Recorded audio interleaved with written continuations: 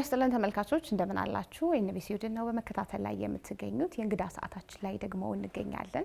ከእንግዳይ ጋር ቆይታ የማደርግ ነው የሚሆነው። ያለንበት ወር የረመዳን ወር ነውና ለመላው እስልምና እምነት ተከታዮች በሙሉ እንኳን ለረመዳን ወር ጾም በሰላም አደረሳችሁ እንላለን። እንግዳይ የመጀመሪያና ሁለተኛ ዲግሪያቸውን በታሪክ አዲስ አበባ ዩኒቨርሲቲ ፒኤችዲ ደግሞ በቱርክ አገር የተማሩ የማህበራዊ ጉዳዮች፣ ኢኮኖሚ፣ የፖለቲካ ትንታኔ ላይ የሚሰሩ ናቸው። ዶክተር ኢብራሂም ሙሉሻዋ እዚህ አብረውኝ ይገኛሉ። እንኳን ደህና መጡ። እጅግ አድርጌ ለማመሰግነው። የተለያዩ ጉዳዮችን እያነሳን አብረን ቆይታ እናደርጋለን። ቀደም ሲል እንዳልኩት ግን የረመዳን ወቅት ላይ ስለምንገኝ ጾም እንዴት ነው? መጀመሪያ ቆንጆ ነው፣ አልሐምዱሊላህ በጣም ጥሩ ነው።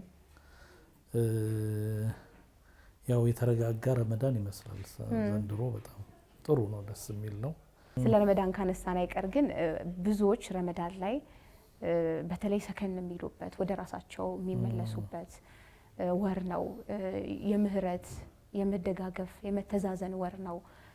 ብዙዎቻችን ደግሞ ቆንጆ ቆንጆ ትዝታ ይኖረናል በረመዳን ወር ላይ። በተለይ ደግሞ ወደ ኋላ መለስ ካልን የልጅነት ጊዜው ደማቅ ነው። በረመዳን ወር ጾም ምን ይመስላል እስኪ? እሺ ረመዳን ያው እንግዲህ እንደ አንድ ኡስታዝ እንደ አንድ አሊም አላወራም፣ እንደ አንድ ተራ ሙስሊም ማለት ነው። ረመዳን ልዩ ድባብ አለው። ቤት ውስጥ በሙሉ ካልቸር ይለወጣል። ከመጀመሪያው ጠዋት ተነስተን ቁርስ የምንበላው አይኖርም ማለት ነው። ከዛ ጀምሮ ለሌሎች ማዘን መስጂዶች በጣም ይከፈታሉ። እስላማዊ የሆኑ ድርጊቶቻችን በጣም ይበዛሉ። ሰው በሙሉ ወደ ስፒሪቹዋል ወደ ሆነ ነገር ይመለሳል። እዝነት ይመጣል። ሰው ጋር መተዛዘን፣ መረዳዳቱ ይመጣል። እንግዲህ የረመዳን ትሩፋቶች ብዙ ናቸው።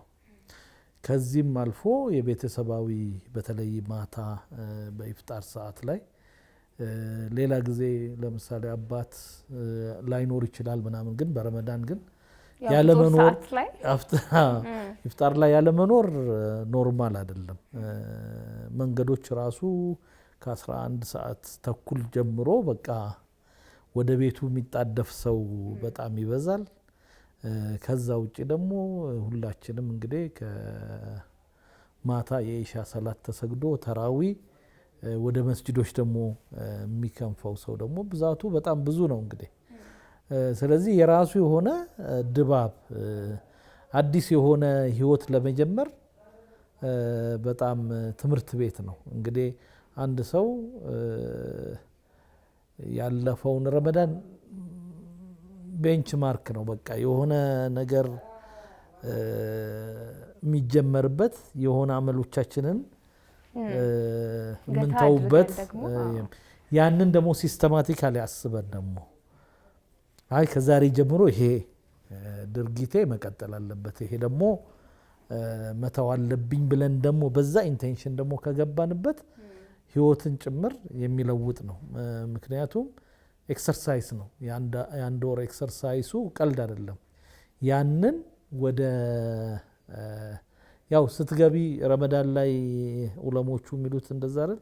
ረመዳንን ብቻ አስቦ ተለውጬ ከረመዳን በኋላ ሌላ ስመለስ ካቆምኩበት እቀጥላለሁ ከሆነ እሱ አስቸጋሪ ነው። ግን ረመዳንን እንደ አንድ ኤክሰርሳይዝ የምናደርግበት ታይም ፍሬም አድርገን እንትን ካልን በጣም ብዙ ነገሮቻችን ይስተካከላሉ። በተለይ ሰፈራችን መስጂዳችን ላይ የምናተኩርበት፣ ሌላ ጊዜ ከሰፈራችን ውጭ ነው ብዙ ህይወታችንና ግን ረመዳን ኦልሞስት ወደ አካባቢያችን በጣም የምንመለስበትም ነው።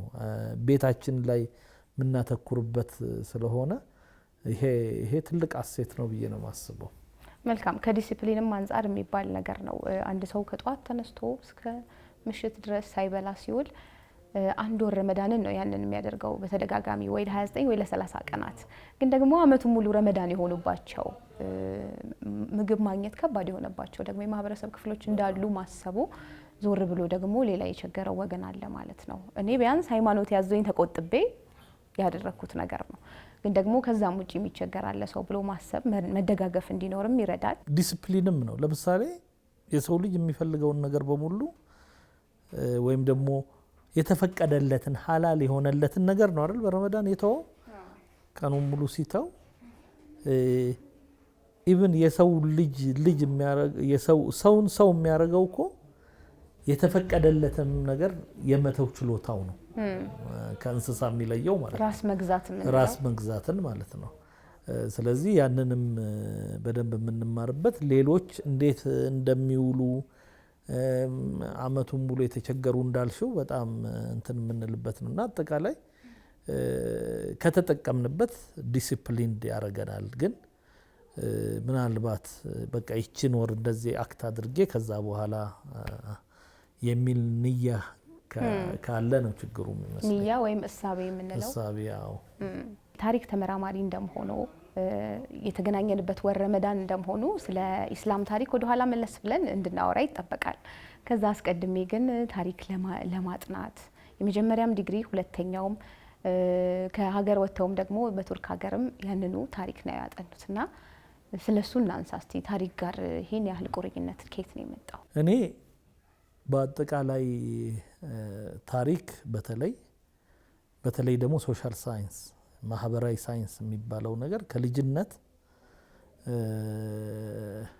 የመጣ የሆነ ፍቅር አለኝ በጣም በሚያስገርም ሁኔታ ከልጅነት 4ኛ ክፍል 5ኛ ክፍል ዜና መስማት የጀመርኩኝ ነኝ ማለት እንደዚሁ ከፖለቲካ ጋር ከምን ጋርና በጣም ከልጅነት ኢንተረስት አለኝ እኔ 7ኛ ክፍል ያለው ነው ኢህአዴግ የገባው ፕሬዝዳንት መንግስቱ ኃይለ ማርያም ንግግር የሚያረጉት ነገር እስካሁን ትዝ ይለኛል የመጨረሻ ንግግራቸው እንኳን 83 አካባቢ የነበረው ይሄ ጎራዴ ይዘው ምናምን ላይቭ ትዝ ይለኛል ማለት በዛ በኋላ እንደውም ብሪቲሽ ካውንስል ነበር ፒያሳ ይሄር ነበር ከልጅነት ጀምሮ እንዲሁ የሶሻል ነገሮች የፖለቲካ ነገሮች አዲስ አበባ ላይ የአፍሪካ ህብረት ስብሰባ ሲኖር ማን መሪ መጣ ማን ነው የኬንያው መሪ ማን ነው የምናምን እንደዚህ ብቻ በልጅነት የፖለቲካው ትንታኔም ከዛ ላይ ጀመረው ከዛ ውጪ ደግሞ ምንማረውም ትዝ ይለኛል የአፍሪካ ከተሞች ዋና ከተሞች ምንድነው የኬንያ ናይሮቢ ሱዳን እንደዚህ ያለ ብቻ በጣም ኢንተረስትድ ነኝ በዚህ ነገር ብዙ ሰው አይ ዶንት ኖ እኔ አንድ ነገር ልሰራው ከፈለኩ የምወደው መሆን አለበት የሆነ እቃ ይሄንን እዛ ጋር አድርስ ብትይ ይሄን እቃ ገንዘብ ሰጣለሁ እዛ ጋር አድርስ ብትይኝ አልሰራም ያንን እዛ ጋር ለመድረስ መውደድ አለብኝ እንደዚህ አይነት ሜንታሊቲ ነው ያለኝ ሳየው አንዳንድ ሰው ደግሞ ይሄን እቃ እዛ አድርስ ገንዘብ ሰጣለሁ ካልሽው ገንዘብ ካመጣ ምንም ነገር እሰራለሁ የሚል ደግሞ ሜንታሊቲ አለ ማለት ምናልባት ያስተዳደግም ውጤት ይመስለኛል ውጤት ነው ባህሪም ይመስለኛል ሁለቱም መጥፎ አይደለም ማለት የቢዝነስ ማይንድ የሆነ ሰው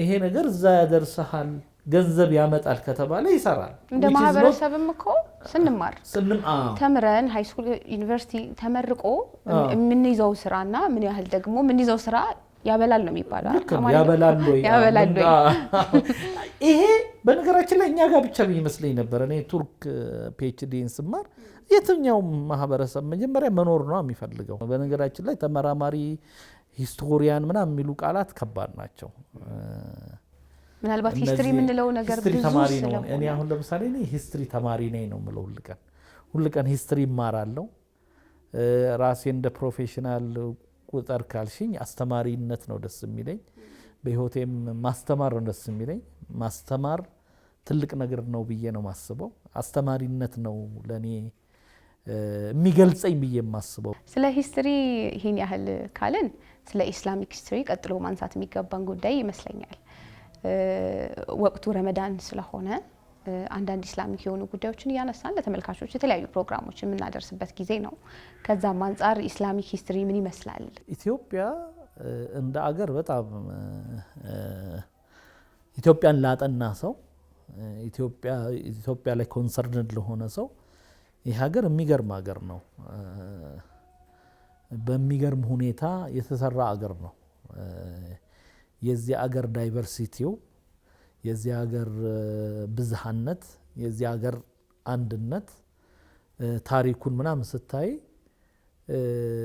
በጣም ሰፊ የሆነ ትልቅ ሀገር ነው ኢትዮጵያ ማለት። ከነዚህም ትልቅ ከሚያደርጉት ነገሮች አንዱ የኢትዮጵያ ታሪክ ብቻ አይደለም ያለውና የኢትዮጵያ ታሪኮች አሉ።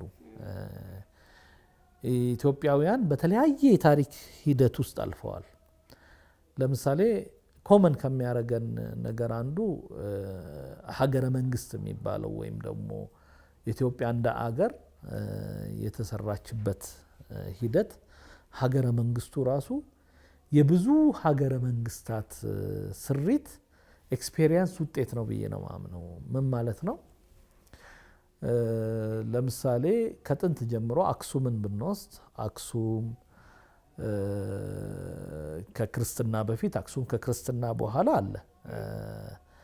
እንደ ሃይማኖት ታሪክ ብናወራ ኢትዮጵያ ውስጥ 3 አይነት የሃይማኖት ሀገረ መንግስታት ተመስርተዋል። ኢትዮጵያ ታሪክ የሚያሳየን የሙስሊም ስቴቶች ነበሩ። ኢትዮጵያ ውስጥ የክርስቲያን ስቴቶች ነበሩ። ሙስሊም ክርስቲያን ያልሆኑ ደግሞ ስቴቶች ነበሩ፣ ሀገረ መንግስታት ነበሩ። እስልምና መጀመሪያ ሁሉም የሚያውቀው ታሪክ አንደኛው በዚህ በነቢያችን ሰለላሁ ዐለይሂ ወሰለም ዘመን ሰሃባዎች ወይም ደግሞ ባልደረቦቻቸው ሲሰደዱ የዛን ጊዜ የነበረው የክርስቲያን መንግስት የነበረው አክሱም ወደ አክሱም ነው የተሰደዱት በ615 ማለት ነው። ያ ስደት እንደ አንድ ዓለማችን ላይ የስልጣኔዎች የተገናኙበት ትልቅ ኢንሲደንት ነው። 615 ነው ያ ኢንሲደንት። ዓለም ላይ በጣም ብዙ የሆነ ቴዎሪዎች የወጡበት ነው። ዓለም አቀፍ ግንኙነት፣ የስደተኞች መብት፣ የሰብአዊ መብት ራሱ፣ የሃይማኖት መከባበር፣ በወቅቱ ስለነበራቸው ዲሞክራትነት እና በጣም ብዙ ታሪኩ እንደምናየው ዝም ብሎ አይደለም። በጣም ብዙ ነገር የተጻፈበት ነው። ስለዚህ እሱ ግንኙነት በጣም ትልቅ ነው እና በዚህ የተነሳ ኢትዮጵያና እስልምና ያላቸው ግንኙነት እስልምና ኢትዮጵያ ውስጥ የገባው ኢብን መዲና ከመግባቱ ምክንያቱም መካ ውስጥ መጀመሪያ የነበረው ኢንሲደንት መካ ነው። ከዛ በኋላ ወደ መዲና ወደ 615 ወደ ኢትዮጵያ ነው። 622 ነው ወደ መዲና ስደት የመጣው ሂጅራ የሚባለው ማለት ነው። በዚህ የተነሳ ከዛ ይጀምራል። እዛ ጋር ግን አያቆምም። አሁን ብዙ ሰው በቃ ኢትዮጵያ ውስጥ እስልምና እዛ ጋር መጣ ምናምን ነው። ከዛ በኋላ በጣም ትልልቅ መንግስታት መስርቷል ኢትዮጵያ ውስጥ እስልምና ማለት ነው። ከዚህ ውስጥ በ894 እንግዲህ በ9ኛው ሴንቸሪ ዛሬ ሸዋ የሚባለው አገር ራሱ ሸዋ የሚባለው ስቴት ስሙ ራሱ የመጣው ከሙስሊም ሱልጣኔት ኦፍ ሸዋ ነው። በ894 ነው።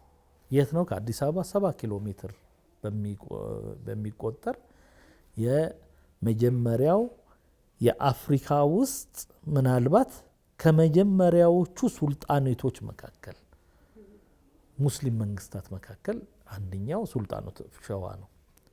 እሱ ለ400 ዓመት እዚህ ዙሪያ እስከ ሶማሌ ድንበር ድረስ በርበራ ድረስ ይገዛ የነበረ አንድ ትልቅ ስርወ መንግስት ነው። ከዛ በ13ኛው ሴንቸሪ በሌላ ሱልጣኔት ይተካል። ይሄ ሱልጣኔት ኢፋት ሱልጣኔት ይባላል። ዛሬ ይፋት ምናምን የሚባል ቦታ ማለት ነው። ወደ ደብረ ብርሃን ምናምን ያ ሙስሊም ሱልጣኔት ነው።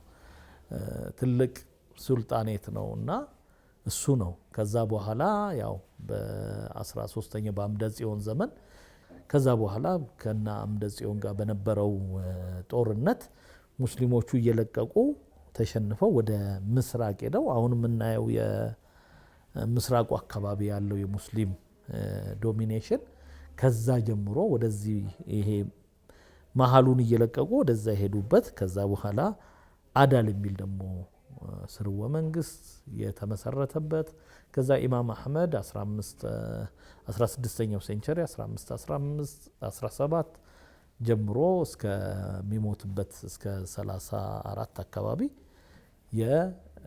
ከዛ በኋላ የሐረር ሱልጣኔት እናያለን። ከዛ በኋላ ደግሞ ወደ ደቡብ ስትወርጂ ደግሞ በጣም ብዙ ፋጣ ጋር ምናምን ብዙ ስቴቶች ማለት ነው። ኢትዮጵያ ውስጥ ሙስሊሞች መንግስት ስርዓት ሐረር ለምሳሌ ውሰዱ። የመጨረሻው ሱልጣኔት የሐረር ኤሚሬት ነው። ከ16ኛው ክፍለ ዘመን ጀምሮ የሐረርን ግንብ እንደዚህ ተከትሎ ከዛ በኋላ ደግሞ አፋር ውስጥ ሌላም ሱልጣኔት ነበር፣ የአውሳ ሱልጣኔት የሚባል ማለት ነው። እና ሙስሊሞች ኢትዮጵያ ውስጥ ከ1000 ዓመት በላይ ሱልጣኔቶች መንግስታት የነበሯቸው ናቸው። በዚህ የተነሳ ነው እንግዲህ ሞደርን ኢትዮጵያ ስትመጣና ከሞደርን ኢትዮጵያ በፊት የነበረው ኢትዮጵያ በጣም የተለያዩ ናቸው። ከሞደርን ኢትዮጵያ በፊት የነበረው ኢትዮጵያ የተለያዩ መንግስታት የተለያዩ ስርዓት የነበሩባት፣ እነዚህን ሁሉ ስርዓቶች ታዲያ በ19ኛው ክፍለ ዘመን አውሮፓ ውስጥ በተነሳ ኔሽን ስቴት በሚባል የሀገረ መንግስት ግንባታ የጀርመን የጣሊያን የምናምን በዚህ የምናውቃቸው የነሱ ኢንፍሉዌንስ መጨረሻ ላይ ወደዚህም ወደ 19ኛው ሴንቸሪ አንድ አይነት መንግስት እንዲመሰረት አድርጎ አጼ ሚኒሊክ እነዚህን ሁሉ የተቀሩትን ሱልጣኔቶቹንም የሐረሩን ኢማም አብዱላሂን አሸንፈው አባጅፋርን አስገብረው እነዚህ ሁሉ የተለያዩ ስቴቶች ናቸው። ሌሎቹንም የክርስቲያኑንም ስትወስዱ ጎጃሙን ትግራዩንም ምኑንም አንድ ላይ ጠቅልለው ስለዚህ ነው ንጉስ ሚኒሊክ እኮ የምንለው ንጉስ አይደለም የምንለው ንጉሰ ነገስት ነው የምንለው። ንጉሰ ነገስት ምን ማለት ነው? ሌሎች ንጉሶች አሉ ማለት ነው። ኤምፐረር ሚኒሊክ ነው። ኤምፓየር ማለት የተለያዩ አይነት አገራትን እንደ ግዛቶችን በአንድ የጠቀለለ ማለት ነው። ስለዚህ ነው ንጉሰ ነገስት እንጂ ንጉስማ የጎጃሙ ንጉስ እንላለን እኮ ተክለ ሃይማኖት አይደለ? የአባጅፋር እንላለን። አዲሲቷ ኢትዮጵያ የተገነባችው በእነዚህ ሁሉ ኤክስፔሪየንሶች ናቸው ማለት ነው። ከዛ በኋላስ ይሄ አንድ የሆነ የክርስቲያን ስቴት የሚባለው ነገር በኋላ ቻሌንጅ ተደረገ አይደለ? ብዙ ሰው ተቃወመው።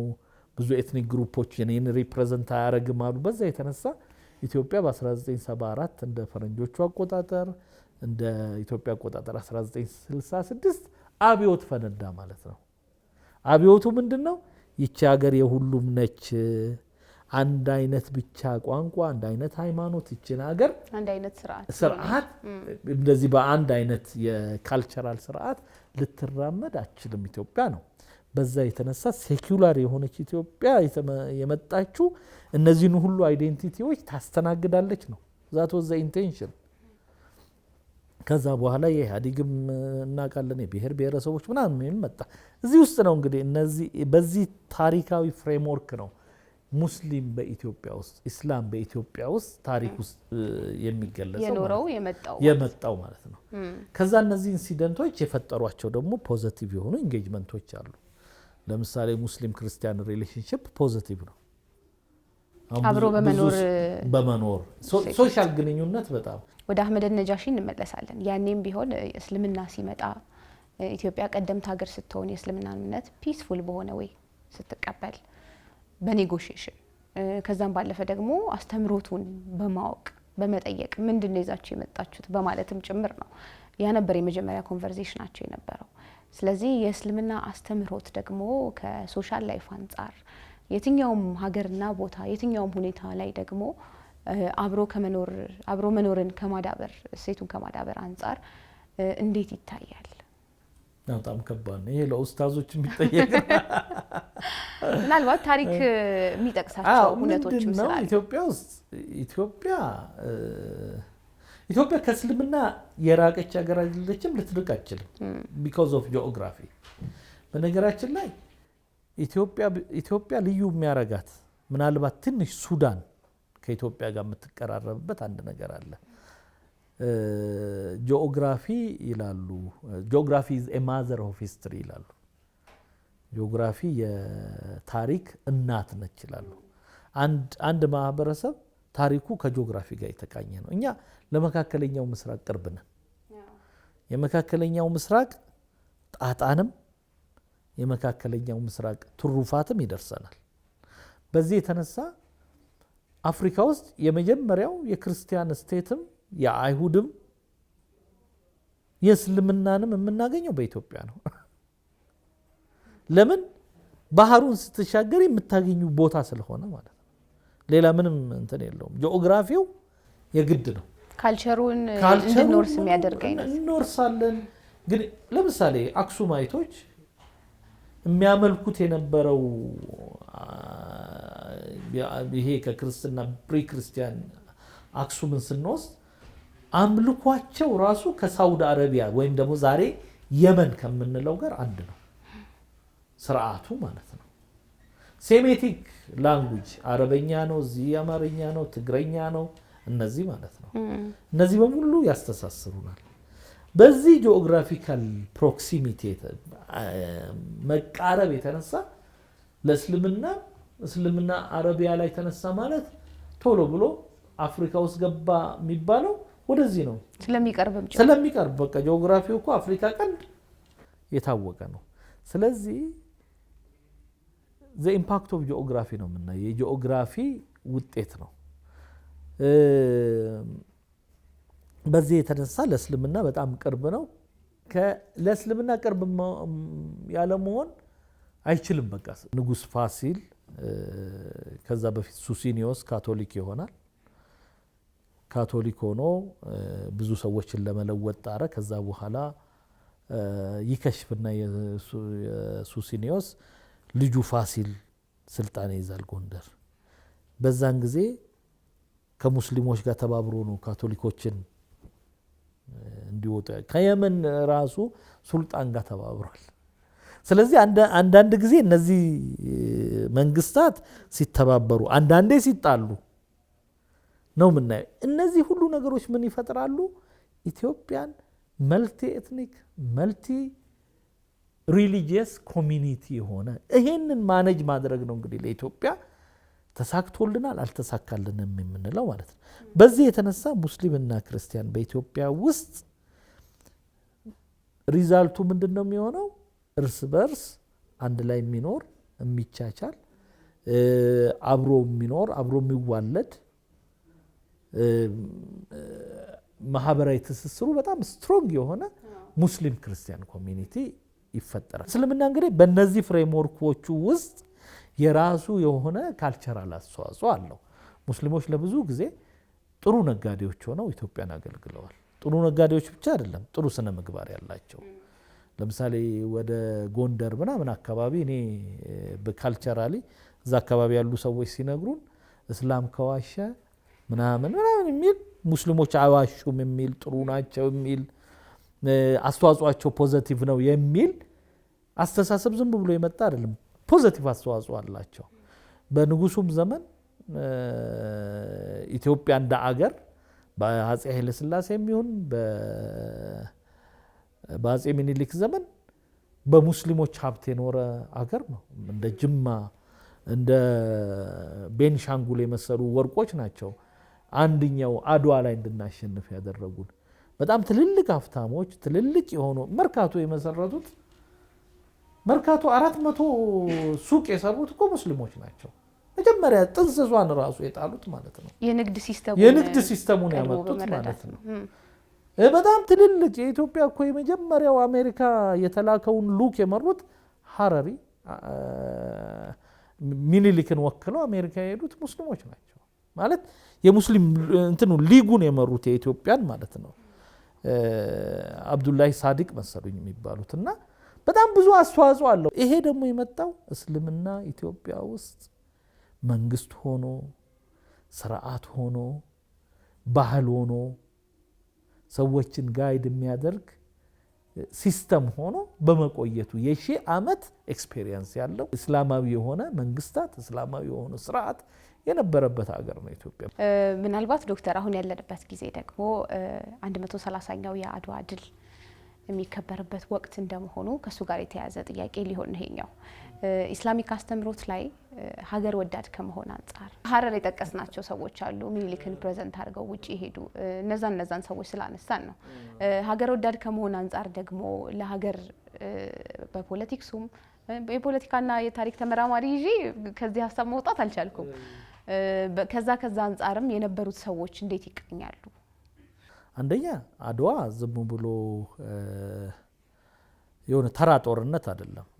አድዋ የበርሊን ኮንፈረንስ በ1884 አውሮፓውያኖች ተሰብስበው አፍሪካን እንቀራመት ብለው ወስነው አንዱ ሊቀራመቷት የመጡ አገር ኢትዮጵያ ነች እና ብቸኛ ያልተሳካላቸው አገር ኢትዮጵያ ነው እና አድዋን ዝም ብለን የሆነ ጦርነት አድርገን መውሰድ በጣም ስህተት ነው። አድዋ ኢትዮጵያን እስከ ዛሬ ብቸኛ ያልተገዛች አገር የሚለውን ማዕረግ ያሰጠን አድዋ ነው። እንግዲህ የምንለው ነገር አለ አይደል? ሌሎች አገሮች የነጻነት ቀን ነው የሚያከብሩት፣ እኛ የድል ቀን ነው የምናከብረው። የድል ቀን የምናከብርበት ምክንያት ዝም ብሎ ተራ ጦርነት አይደለም።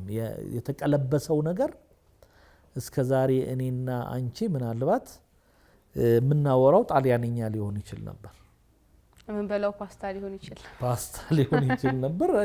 በቃ ዛት ይዚት በጣም ትልቅ ነገር ነው የተቀለበሰው። ብዙ ነገር በቃ እንትን እንላለን አይደለ? ኬንያ ብትሄጂ ዛሬ እንግሊዘኛ ለምንድን ነው የሚያወሩት? የትም ሀገር ብትሄጂ። ስለዚህ ይሄ ብዙ ሰዎች ይሄ ያኮራሉ ይላሉ። በጣም ያኮራል። ቋንቋና አይዴንቲቲ ያለውን ልዩነት ለሚያውቅ ሰው በጣም ትልቅ አሴት ነው እና አድዋ ይሄ ነው መጀመሪያ የአድዋን ምንነት። ከዛ በኋላስ ይሄ ትልቅ ነገር ዝም ብሎ አጼ ሚኒሊክ በነበራቸው የሸዋ ጦር የሚመከት አይደለም። ጣሊያን አጼ ሚኒሊክ እየተስፋፉ የሸዋን ጦር ይዘው አገሩን አንድ በማድረጋቸው ሪሶርስም ሀብትም በማሰባሰባቸው ያ ሀብት ደግሞ ወደዛ ቻናልድ በመደረጉ በመሰባሰቡ ከእያንዳንዱ ግዛት ጦርን እያስክ ና ተብሎ የከተተ የእያንዳንዱ ኢትዮጵያዊ ደም ያለበት የተከፈለበት ንብረት የተከፈለበት ሁሉም ጦሩን ወደዛ ያዘመተበት ጸሎቱንም ጭምር። ስለዚህ በዚህ የተነሳ አድዋ የአንድነታችን ምልክት ነው ሲባል ዝም ብሎ ለወሬ የሚመስለው ሰው አለ። አይቻልም። በቃ አጼ ሚኒሊክ ብቻ ባላቸው ሪሶርስ ወይም ደግሞ ጥቂት የሸዋ መኳንንቶች በነበራቸው ችሎታ የሚቀለበስ የሚሞከር እንዳልነበር እሳቸውም አውቀዋል አይደለም።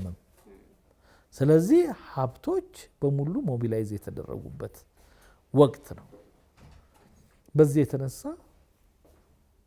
ሀገሪቱ እኮ ለእንትና ነው የተሰጠችው አይደል? ሚኒሊክ ሲሄዱ ለአባ ጅፋር አይደለም እንዴ? እንደዛ መሰለኝ። በጣም አደራ ጠባቂ ናቸው። ለአባ ጅፋር እኮ ነው ከኋላ ሀገሪቱን እንዲጠብቁ የተደረገው። ስለዚህ አድዋ የሁላችንም ኢትዮጵያውያኖች ብስለታቸውን ያሳዩበት ነው። እንዴት ነው አድዋ መቼ ነው የተከሰተው? ኢንተረስቲንጉ ነገር ይሄ ነው። አድዋ መቼ ነው? በፈረንጆቹ 1896 ነው።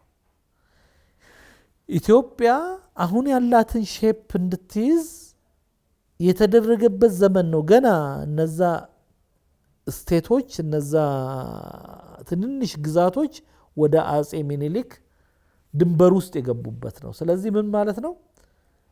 አድዋ በነበረበት ጊዜ በተለያዩ ኢትዮጵያውያኖች መካከል ቁርሾ በነበረበት ጦርነት በነበረበት ወቅት ነው።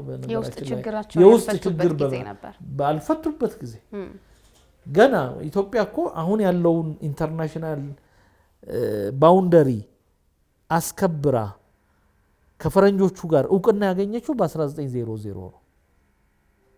ከአድዋ በኋላ ከ10 ምናምን ዓመት በኋላ ነው ህጋዊ የሆነ አሁን ያለንን ባውንደሪ ሙሉ ለሙሉ ያረጋገጥ ነው። የዛኔ ሳናረጋግጥ ከአጼ ሚኒሊክና ከጣሊያን ማን ይበልጣል ማን ይሻላል ያሉ መሪዎች ከአጼ ሚኒሊክ ጋር የተባበሩበት ነው እንጂ አጼ ሚኒሊክ ሁሉም ወዷቸውም የገቡበት ጦርነት አይደለም።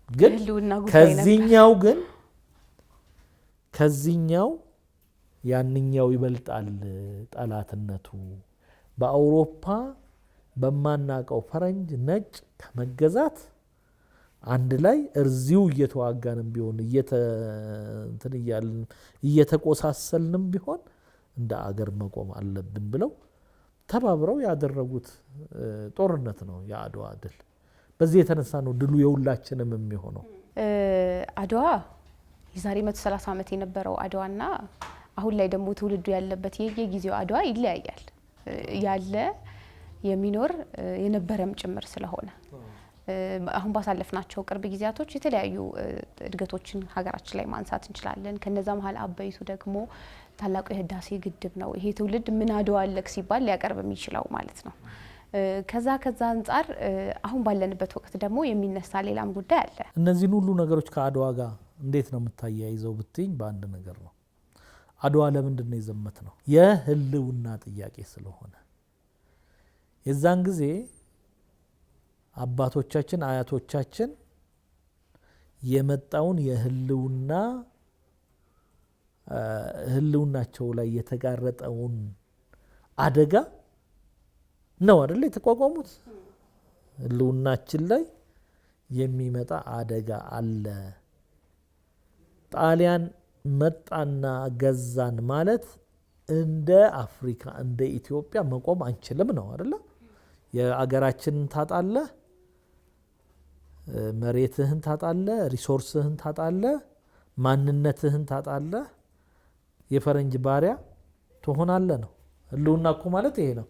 ባዮሎጂካሊ እኮ ትኖሪያለሽ አይደለም? ሰው ይወለዳል ያድጋል።